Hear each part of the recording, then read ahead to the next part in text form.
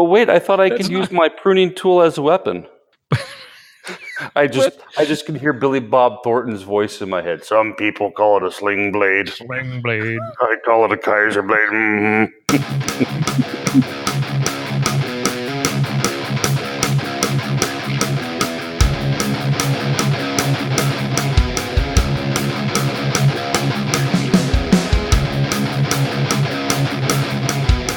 Bringing you law, gospel, and guns. Welcome to Armed Lutheran Radio.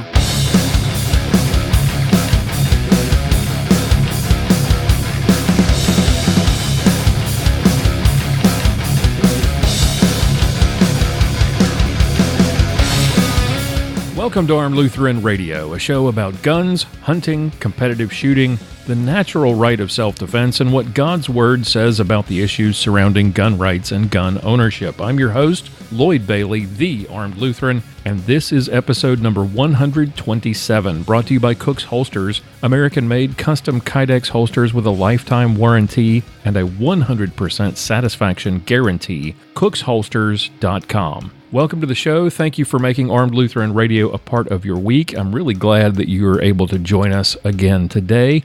Hope you had a great week. I managed to get out to the range this week for a change. I wanted to decide what gun I was going to run in next week's Rose City IDPA Championship in Tyler, Texas. That's coming up on Thursday. I plan on competing in enhanced service pistol again this season like I did last year. And I'd done some work on several of my ESP guns over the during the off season, but I haven't gotten a chance to get out and shoot them with all the stuff going on with surgery and health issues and all of that and changing jobs. So I got a chance to get out to the range after work one day this week. I took my Glock 34, my CZ75B, and my TriStar P120, took them out to the range, ran a bunch of drills, the 5x5 classifier a bunch of times just to sort of get a feel for each gun. And it's been a couple of years since I've run the CZ-style guns, and I didn't shoot them particularly well this past week, especially the P120. I shot my Glock 34 and my Canic TP9 SF last season. I did pretty well. I got 5 trophies in 6 matches. And so I guess I'm more comfortable with the striker-fired guns because I did a lot better with the Glock. It might have something to do with the hammer bite that I got from the CZ guns as well. I tend to grip the gun really high when I'm shooting my Glock, and when I do that with the hammer-fired guns, the CZ-style guns, I get just enough of the web of my hand up on really high on the beaver tail where the hammer kind of nips at me a little bit.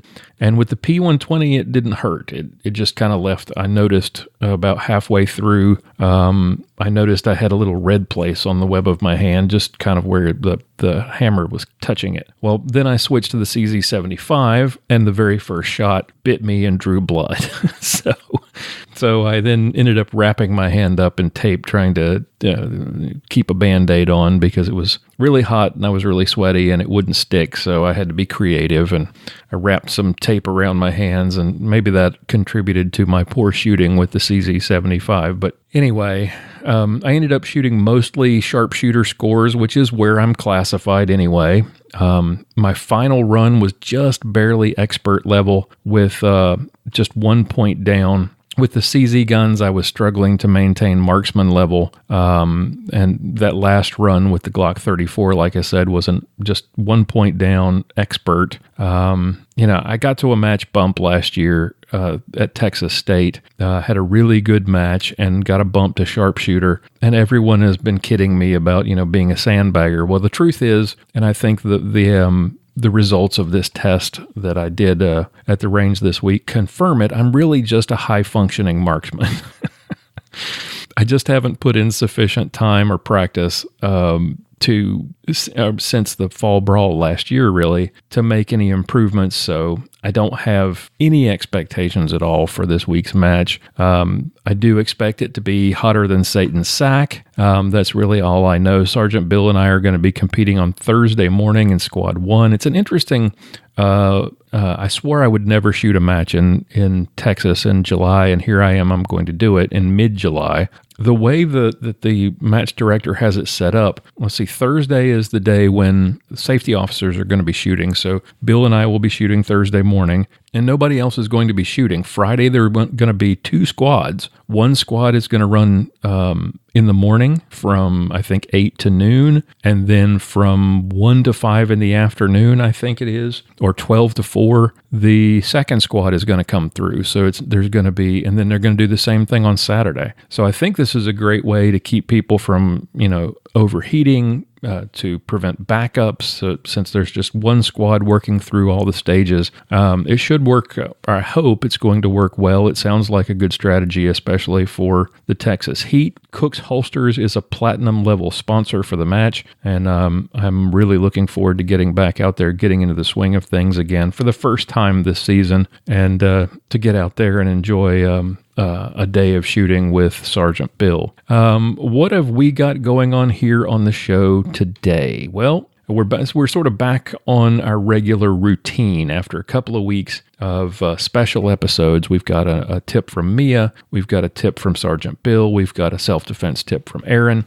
Pastor Bennett, though, is on vacation, so I'm holding down the fort in the Clinging to God and Guns segment. So that's what's on deck for today. Stick around. Aaron is up first. Right after this brief timeout, you're listening to Armed Lutheran Radio, a proud member of the Self-Defense Radio Network.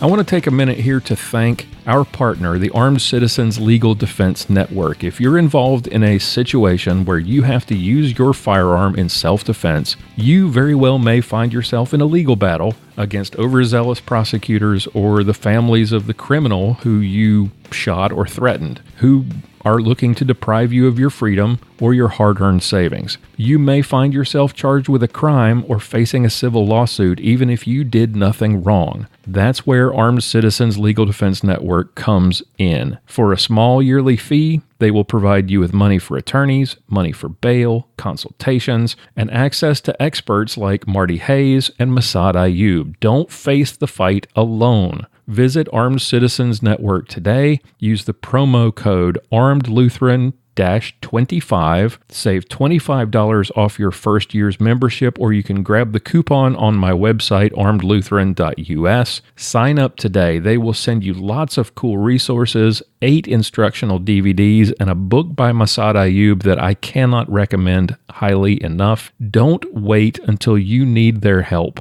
Be prepared. Sign up today. Visit armedcitizensnetwork.org.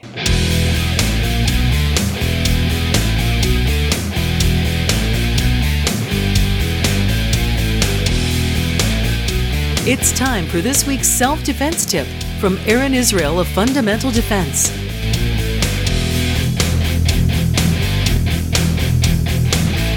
Hey folks, this is Aaron Israel of Fundamental Defense here with your personal defense tip of the week.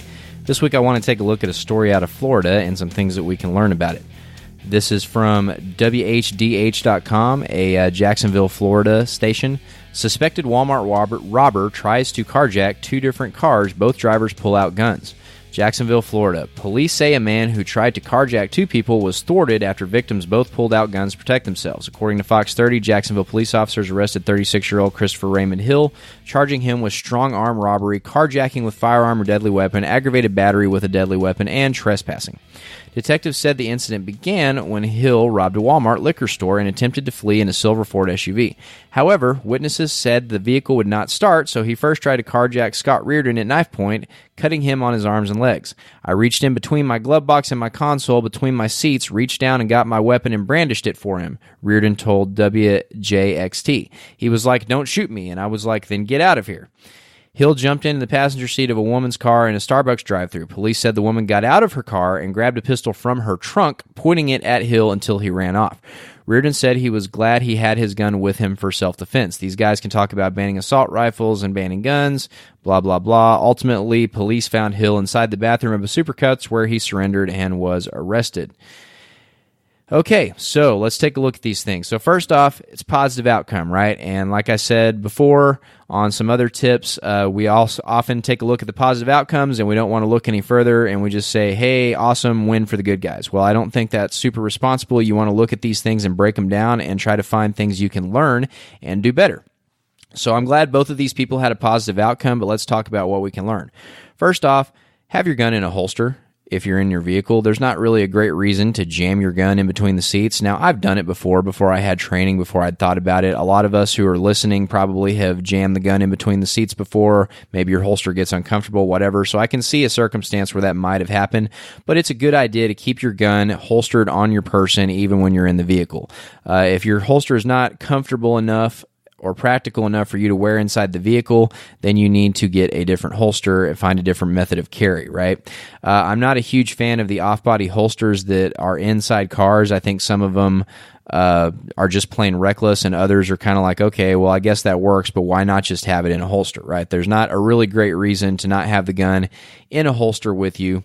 Some people have made the case that, okay, well, maybe they weren't allowed to carry, maybe they didn't have a license, and they had to keep it in their vehicle. Well, okay, you can still have it holstered, locked up inside your vehicle, and just grab the holster out and put the holster on when you get inside the vehicle. I think there's not really a lot of good reasons to not have the gun holstered on your person even when you are driving. So make that a good practice thing for you, and learn how to get that gun out of the holster with the seatbelt on and all that good stuff. We do that in our advanced pistol handling class. You can watch videos of it on personaldefensenetwork.com, but carry your gun holstered in your vehicle is going to be your best bet. Second off, if you can get out of your car like the second woman did, right? He gets in the car with her, and she gets out of her car and goes to the trunk. If you can get out of your car, just run. I don't think it's a great idea to grab your gun out of your trunk and continue the fight with the bad guy, because what if he, A, backs over you, runs you over, or B, gets out and stabs you to death, right? He's got a knife, right? We know that from the story. So if you're able to escape the guy with the knife and get to the back of your vehicle, then just run. Just get out of there, right? He's after your vehicle. He's not after you. Let him have the vehicle. If you decide not to engage him, or you can't engage him inside the vehicle, then get out and run, right? So once she had exited the vehicle, her best TTP, in my opinion, would have been to leave the scene, run away as fast as she can, and get to a position where she can call 911 or get assistance from someone else, right? So carry your gun with you in the vehicle. Don't have it jammed in between your seats. The guy was lucky he was able to get to it. The circumstances might have been, what if the guy would have slashed his throat or stabbed him to death before he was able to get to his vehicle? So knife attacks happen quickly. They're gruesome. He might not have been able to fight to his gun that was off his body, right? So having the gun on your body is going to be the best option for you. And if you're able to get out of the vehicle, then evasion is always your best option. If you're not able to engage the threat right away because you don't have your firearm with you, but you're able to escape the knife-wielding bad guy, then run away. Yeah, don't re-engage him. That could have gone easily very badly for both of the people involved. So carry your gun with you, have it in a holster, and if you're able to get away from the bad guy, get away. And that's what you can learn from this story from WHDH.com. That's your personal defense tip of the week. Thanks for tuning in. Aaron Israel is a Personal Defense Network contributor and owner of Fundamental Defense. You can find out more and sign up for any of Aaron's classes at fundamentaldefense.com. Hey, if you're like me, you like shopping at gun shows. No pressure from sales staff, no need to bother them to ask to look at stuff. You just pick stuff up and dry fire it and look at it and hold it. Imagine if you could get that experience at your local gun store, where you don't need to bother anybody. You don't have to ask people for help if you don't need it. You don't have salespeople hovering over your shoulders. Well, this is what it's like when you shop at G4G Guns. Cassie and Patrick Coburn are the owners, and you've heard them on the program before. They are absolutely awesome people, and they'll help you find exactly the right gear for you. But there's no sales pressure. You just browse the store, you pick up and hold anything that you want to look at without asking permission, just like at the gun show. And once you've found the gun you want, or if you actually do need assistance, Patrick and Cassie are there to help. It's the best of both worlds, gun shop and gun show, in one place. It really is the best. G4G Guns. They're located at 2035 Central Circle, Suite 108 in McKinney, Texas. They're open Mondays from 1 to 6, Tuesday through Thursday 11 to 7, and on the weekends you'll find them at a gun show near you. Or check them out online at G4G Guns. That's G, the number 4, G, guns.com. G4G Guns, the gallery for great guns. G4GGuns.com.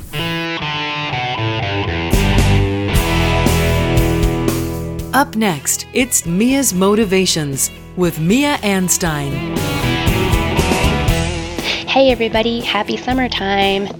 It's super hot in our neck of the woods. I'm sure it is in a lot of other places as well. We actually got out of Southwest Colorado last week and went to Lincoln, Nebraska for the Professional Outdoor Media Association's annual conference. It was a ton of fun. One of the big highlights was going to tour a place called Robbers Cave. It was a really neat place where Jesse James hid out after he had gotten shot and stuff like that. If you're ever in the area, it's a super fun tour, and that spot is actually below the Blue Blood Brewery, which is owned by retired police officers. So there's a story behind that as well. If you're ever in the area, check that out. But something that I wanted to share with you that was a product that I saw when we had a camp day, and we actually got to try some other products. Pulsar had their thermal imaging binoculars out there. They were really cool, and I always love trying out thermal imaging devices because it's just something you don't get to use every day. FLIR had sent me some of their binoculars years ago, probably a decade ago, but they were really huge, heavy. I mean, it looked like something that Marvin the Martian would have used or something like that. They're really neat though. These from Pulsar, they're actually small. They are similar to your regular standard binoculars. They were very lightweight at just over a pound, so they were something practical that an everyday person could probably use. I loved that they had adjustable eyepieces. You could adjust the distance above your brow so that if you had a smaller face or a larger face, you could move those around to fit, so that if you're looking through them at night for a long time, your eyes aren't getting tired, you're not having to strain. It has a super high quality display. The picture in there was really crisp, and it had 8 different color palettes. So not just your standard black and white, or the white, heat, or black.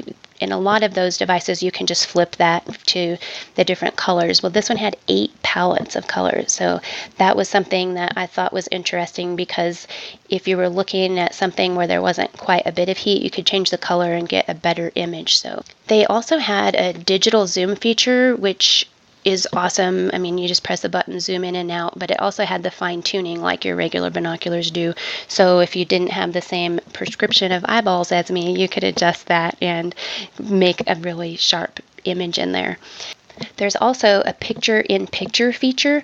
That was really cool because even though you have that sharp display, you could actually click the picture in a picture and you could zoom in on a spot in your viewfinder. So that was super cool also. And something else, for any of you who like to do lives, if you do Facebook Live or YouTube Live or something like that, it has a plug-and-play feature. So you could plug it into your phone or your computer and you could live stream on the internet. How crazy is that? And you can also record onto the device. It has a built-in video recorder, so if you didn't want to live stream, you could still record what you're looking at. Something that I think is fun about those devices is like out here on the Anstein Ranch, if the dogs start going crazy, or if I hear the ducks or the geese in a flurry or fluster, you can actually turn on these thermal imaging devices and you can look out there and see if there's a raccoon or a bobcat. And they're so detailed in their imaging that you could actually identify what it is. It just doesn't look like a blob of heat. You can actually see characteristics and you can identify what is out there. So that is super cool. You don't just have to use them for hunting. You can use them for scouting, for animals.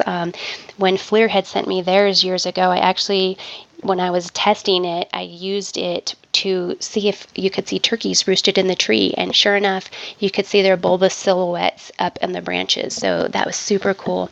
If you're ever in the market, you can look on their website. That's pulsar.nv.com. But they also, for my Texas friends, they are located in Mansfield, Texas, and you could head down there and you could try or buy. So I hope you guys get to check them out one of these days. Hey, everybody, why don't you tell us if you already have experience with thermal imaging devices? Head over to the Reformation Gun Club and let us know there. Tell us what you think and which ones you've tried. I would love to hear about it. Talk to you next time. Bye, guys. You can read more from Mia and watch her YouTube videos at miaanstein.com. Let me take a moment to tell you about our membership site, the Reformation Gun Club. Members get exclusive content, all the segments, full-length interviews, full-length episodes of Clinging to God and Guns with extra content not released previously. They're kind of like the movies with the extended cuts or the director's cuts. Oftentimes what we have to do is trim those segments down so we can fit them into a reasonable time in the show, and that means extra content for you as a member of the Reformation Gun Club. You get access to our closed Facebook group, discounts from our partners like Gunbox Gun Safes, Easy to See Targets, Dowtech Force, Cook's Holsters, Talon Gun Grips, Inline Fabrication, much more. So go check it out on Patreon. We've moved to Patreon. Registration is much easier. You get your own unique RSS feed, which means you can paste that into your favorite podcast app and take it with you and listen anywhere.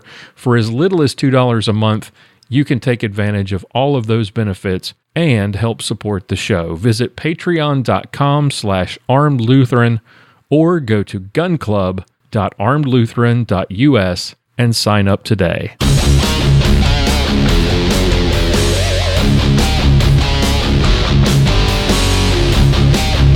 Time now for another Ballistic Minute with Sergeant Bill Sylvia. Hey everybody, I'm Sergeant Bill, and this is your Ballistic Minute. Today I want to tell you about something that I've tried that I really like. So I've been carrying either a Glock 19 or a Smith & Wesson Shield in an appendix carry holster, Kydex holster, since pretty much the first of the year. I don't think I've really carried, but maybe once or twice, strong side in the waistband. But this appendix carry in the waistband, I've got a couple of them. They both have a little magazine, extra magazine that are attached to them, which is really nice, especially with the Shield because it's kind of a single stack, low ammo gun. So when I'm out, and I always have a spare mag, mostly for if I need to, have a magazine problem or need to do a reload. And both of these holsters, instead of having soft snap loops like most of my in the waistband holsters, these have plastic clips that go over your belt. I haven't been a big fan of them in the past. I had a couple that are on these that were, one I didn't really like because they didn't have a little ledge for your finger to grab to pull them on and off. The other one did. And they both were okay. They were both, I think, 1.5 inches or 1.5 inches belts, which is funny because the 1.5 inch size tends to just barely fit the 1.5 inch belts, and some of them they don't. So I recently ordered from knifekits.com a couple of the G-Code Raven concealment belt clips that, if you've looked at holsters, you've shopped holsters, you've probably seen them on the G-Code Incog holster. They were the Haley Strategic Incog in the waistband deal. They have kind of a little cant forward, a little bend in them, so that they push the holster back into your body. And, originally when I saw that, I was like, yeah, okay, whatever. I thought it was kind of gimmicky. But recently, there's an officer I work with. He just retired, but he had one of these on his holster. He had one of those Incog holsters, and he loved it. And I never could tell he was carrying, so that's usually a pretty good sign of a concealment holster setup working pretty well. So I ordered some new belt clips, and I got them for both of my two holsters and have put them on and tried them out. One of them, because it was a custom holster, the holes weren't exactly right, so I had to kind of drill out the slots on the replacement clips, but no big deal. It actually works really well. It's pretty adjustable. Instead of having just holes on these belt clips, they're loops, they're ovals, so that you can, it's pretty adjustable for the ride height and how you want to set them up and the distance between the two holes for mounting them onto your holster.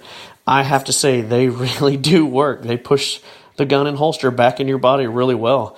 I went into work the other day carrying my Glock 19 with a spare magazine, and I had a couple people say, "Hey, are you even carrying today?"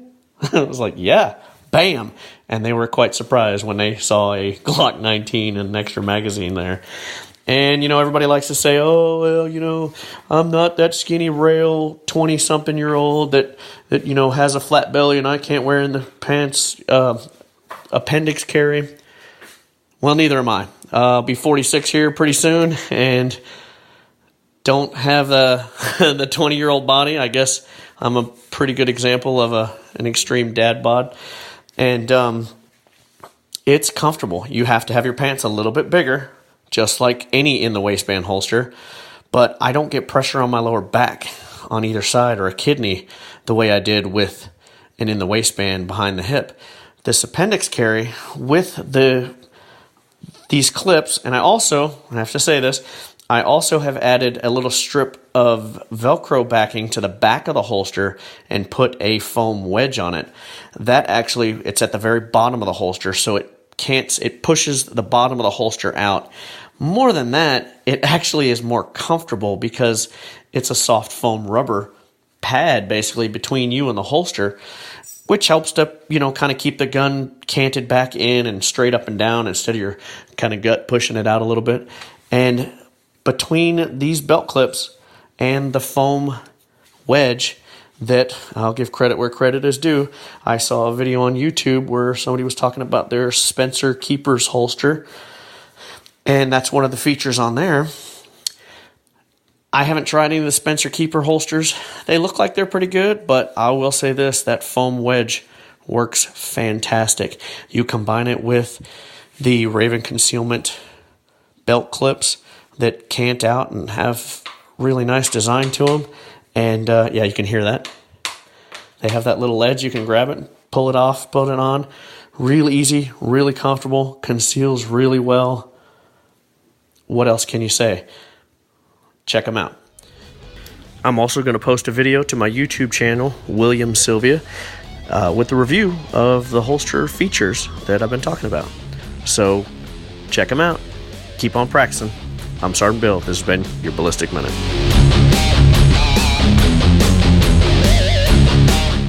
Sergeant Bill Sylvia is a veteran of the Dallas Police Department and masterclass competitive shooter. You can watch Sergeant Bill's shooting videos at armedlutheran.us/Sergeant Bill. All right, I want to take a minute here to thank our incredible sponsor, Cook's Holsters. They have been with us from day one when this show was just an idea, really, before we even started the podcast. And I was so impressed with Bob Cook and his products that I signed up to become a dealer. I believe in the product so much, I wanted to sell it myself. Cook's Holsters makes custom Kydex holsters for range work, for concealed carry, for competition, inside the waistband, outside the waistband, in a variety of colors and prints and mounting options. Check out the new series of patriotic printed Kydex holsters as well. Those are really cool. And you may be asking yourself, every time you hear me talk about Cook's Holsters, well, what's the big deal? Why should I trust Cook's Holsters when there are so many other Kydex holster makers out there? Listen, Cook's makes the molds and sells printed Kydex that many of the other holster manufacturers actually use to build their holsters. This is a great company. This is a great product. They come with a lifetime warranty against defects, 100% satisfaction guarantee, or your money back. Check them out today at cooksholsters.com. Be sure to use the promo code ARMEDPODCAST, that's all one word, and save 10% off your order. Go to cooksholsters.com today. Hi, this is Reverend Ken Blanchard, also known as the Black Man with a Gun, and you're listening to my friend and brother from another mother, the Armed Lutheran.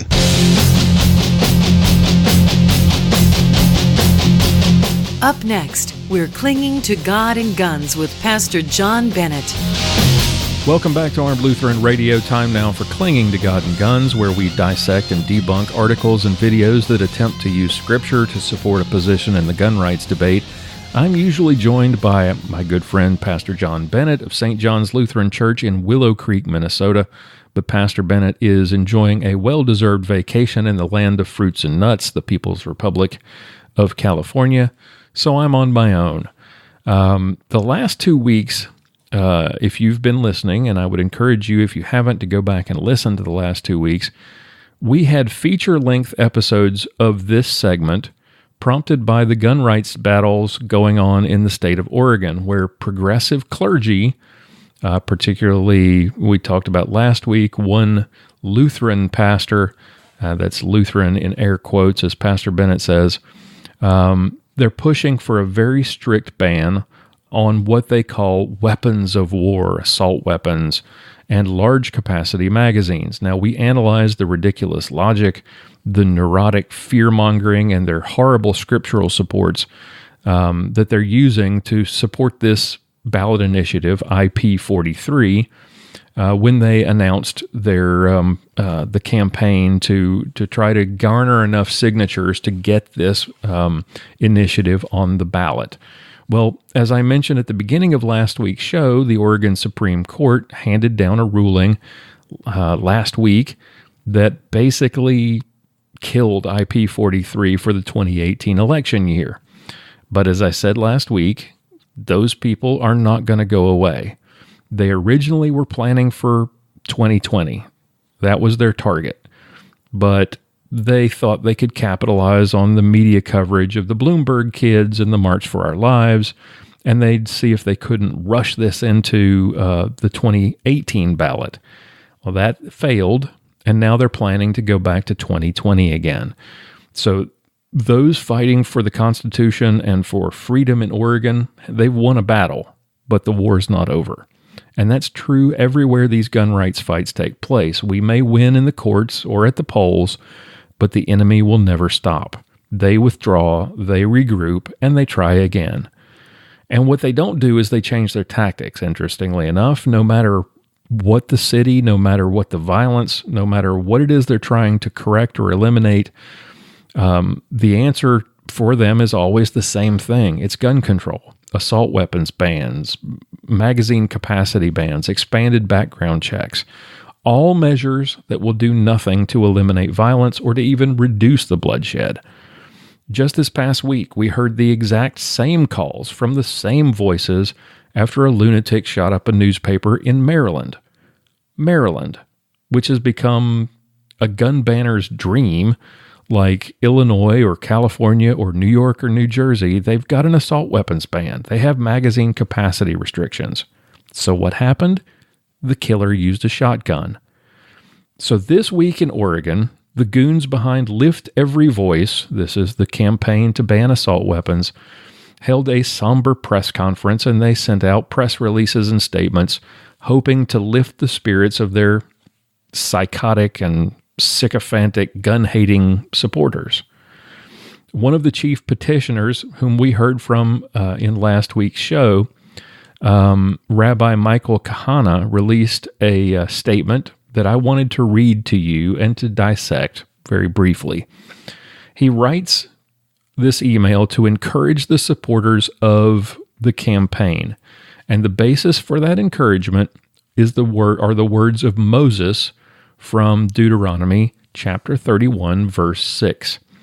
And here's how Rabbi Kahana gets started. Be strong and resolute, he writes. Be not in fear or in dread of them, for the Lord your God marches with you. God will not fail you or forsake you. That's from Deuteronomy 31, verse 6. Moses, standing at the edge of the promised land, which he can see but will not enter, gives his encouragement to the Israelites as they prepare for the next phase of their history. And he repeats this phrase in Hebrew several times. I'm not going to try to pronounce it, so I'm just going to skip that. In Hebrew, it is be strong and resolute. The people had known many setbacks in their 40-year journey, disappoints, I guess he means disappointments, fear and hardships. They had known war and famine, thirst and hunger, but Moses knew that the promised future was in sight. Standing at the overlook, Moses exhorted his people not to focus on what was past, but to walk forward purposefully into the future. Be strong and resolute, he said. Have faith and confidence that the cause is just and the promise will be fulfilled. Now, before we go any further into the remainder of this sad email, let's look at Deuteronomy, or chapter 31, verse 6, in context and show you how this is rather ironic that he would use this verse in this situation. This is part of a speech that Moses gives to the gathered Israelites as they stand on the shore overlooking the Jordan River. Across the Jordan River is the land of Canaan, the land that God has promised to his people. Now, they've spent the last 40 years in the wilderness, wandering around, generally being a bunch of disrespectful louts. which is basically why it took 40 years for God to finally bring them to this point. Over and over, they turn their backs on the Lord. They doubt. They even build an idol to another false god, and the Lord punishes them. They repent. Then they do something stupid again. Lather, rinse, repeat. So basically, God and Moses have been herding cats for 40 years. Anyway, so he's quoting Moses here. And here's the irony. This is a man who 40 years earlier killed an Egyptian overseer in defense of another person. Let's go back to Exodus chapter 2, verses 11 and 12. One day when Moses had grown up, he went out to his people and looked on their burdens, and he saw an Egyptian beating a Hebrew, one of his people. He looked this way and that, and seeing no one, he struck down the Egyptian and hid him in the sand. Moses, the first example of lethal self-defense in the Bible, is quoted by a man who wants to restrict your ability to defend yourself and your family. The irony is strong. Okay, so let's now look at that passage from Deuteronomy 31. Let's look at it in context for another bit of irony. Let's look at verses 1 through 7. So Moses continued to speak these words to all Israel, and he said to them, I am 120 years old today. I am no longer able to go out and come in. The Lord has said to me, you shall not go over this Jordan, meaning the Jordan River. The Lord your God himself will go over before you. He will destroy these nations before you, so that you shall dispossess them. And Joshua will go over at your head, as the Lord has spoken. And the Lord will do to them as he did to Sihon and Og, the kings of the Amorites, and to their land, when he destroyed them. And the Lord will give them over to you, and you shall do to them according to the whole commandment that I have commanded you. Be strong and courageous. Do not fear or be in dread of them, for it is the Lord your God who goes with you. He will not leave you or forsake you. Then Moses summoned Joshua and said to him, in the sight of all Israel, be strong and courageous, for you shall go with this people into the land that the Lord has sworn to their fathers to give them, and you shall put them in possession of it. It is the Lord who goes before you. He will be with you. He will not leave you or forsake you. Do not fear or be dismayed. So this is Moses telling the Israelites that God is going to destroy the nations before you. He is going to drive these people out and dispossess them of the land. So think of it this way. They see themselves as the chosen people, as Israel, dispossessing you, right? You are the people, the nations before them that God is going to lead them to dispossess them of their property. That's an interesting bit of imagery. They see themselves, we talked about this last week, they see themselves as being on a holy mission, that God is leading them to the promised land, and the promised land is you being disarmed. So the Israelites here in this passage from Deuteronomy 31, they're on the verge of crossing the Jordan into the promised land, and Moses is imploring his people to be strong and courageous. Well, why is he doing this? Because they're going to take the promised land by force. Remember, it won't be long, Joshua leads the Israelites in a slaughter of every man, woman, and child in Jericho. They're going into battle to conquer the promised land and to drive the Canaanites out.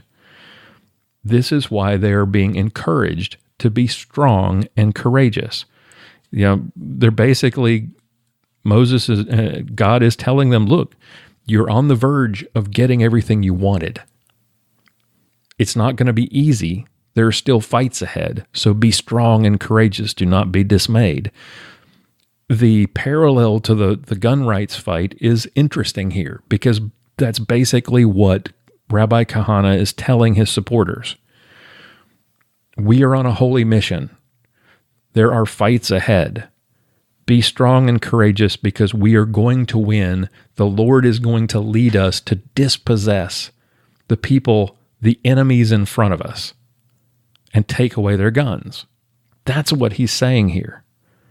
But the irony in this passage is that this campaign to disarm law-abiding citizens is encouraging its supporters using the words of Moses that he used to encourage the Israelites to slaughter the inhabitants of Canaan. Think about that.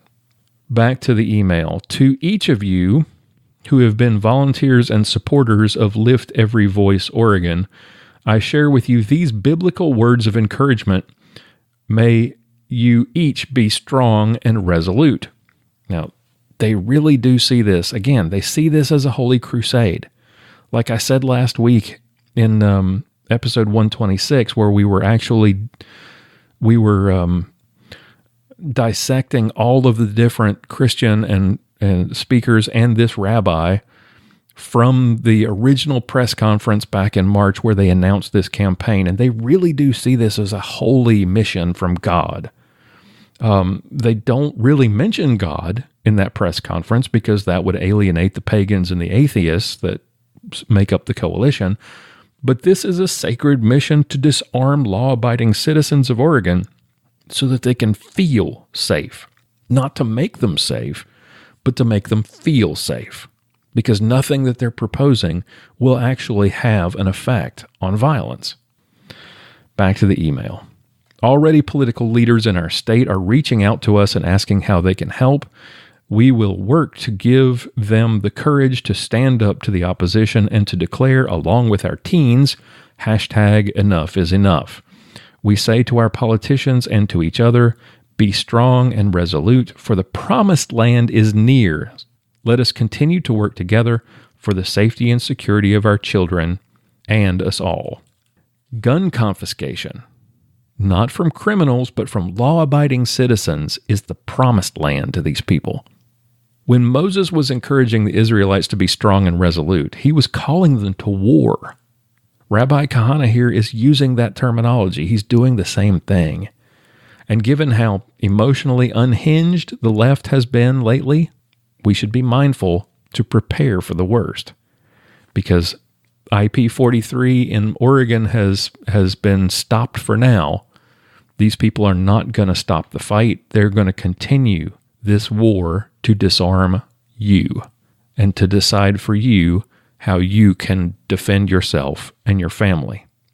Okay, that's going to wrap it up for this week. I want to congratulate all the gun rights supporters, all the people in Oregon who fought to unmask this campaign. Derek LeBlanc at the Kids Safe Foundation, who kept people up to date on all the behind-the-scenes stuff that was going on. Oregon Firearms Federation and others who have fought diligently to try to derail this. They've still got a fight ahead of them, so we should keep an eye on this and make sure that we continue to support these people in their fight for their liberty. That's the next fight coming in 2020. If you've got any questions about this episode, anything that you've heard here, you got any suggestions for a future episode, please visit our feedback page at armedlutheran.us/feedback. We would love to hear from you. Leave us a voicemail or a voice message or an email. We'd love to read or play your voice message on a future episode and respond to it. Pastor Bennett's going to be back with us, Lord willing, for Full Strength Armed Lutheran Radio next week. Tune in next time for another edition of Clinging to God and Guns, right here on Armed Lutheran Radio. John Bennett is the pastor at St. John's Lutheran Church in Willow Creek, Minnesota. For more information, visit stjohnswillowcreek.org. And that's going to wrap it up for this week's show. Thank you all for listening, for downloading, for subscribing. Thank you to our fine sponsors who make all this possible. Thank you to my awesome cast of contributors. And thank you, dear listener, for listening, for downloading, for subscribing. I hope you'll join us again next week. Until then, keep shooting, keep praying, We'll talk to you next time.